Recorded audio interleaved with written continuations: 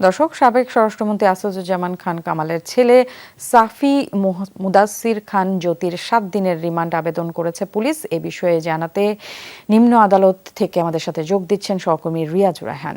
Riaz, remand শুনানি কি চলছে কিনা একটু জানতে চাই, বিস্তারিত আপনার কাছে কি তথ্য আছে? ন্যান্সি, রিমান্ড শুনানি এখনো শুরু হয়নি। আমরা যতটুকু দেখেছি এর আগেও যে বন্ধের দিনগুলো যেগুলো রয়েছে, বিশেষ করে শুক্র শনিবার যদি কোনো আসামিকে তোলা হয়, সেক্ষেত্রে সেকেন্ড হাফ অর্থাৎ দ্বিতীয়ার্ধে 3টা থেকে 4টার মধ্যে আসামিদের হাজির করা হয় কোর্টে, এবং সেই ক্ষেত্রে এইটিও ব্যতিক্রম হওয়ার কথা নয়। এখন পর্যন্ত আদালতের কার্যক্রম শুরু হয়নি। আর এই মামলাটি করা হয়েছিল চলতি তার আগের মাসের অর্থাৎ 11ই আগস্ট এই মামলাটি করা হয়েছিল। ডাইনিং জুড়ে সৌন্দর্যের পাহাড়, Italiano Opel class, timeless elegance.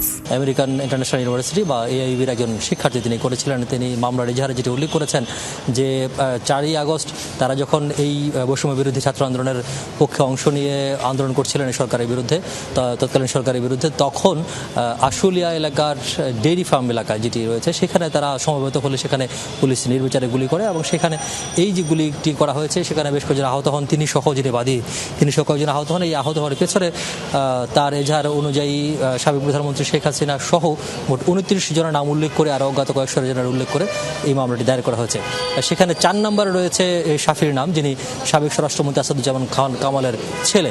Asaduzzaman Khan Kamal এই মামলার তৃতীয় আসামি এবং দ্বিতীয় আসামি, এবং তৃতীয় আসামি হচ্ছেন সাবেক শিক্ষামন্ত্রী মহিবুল হাসান চৌধুরী নওফেল।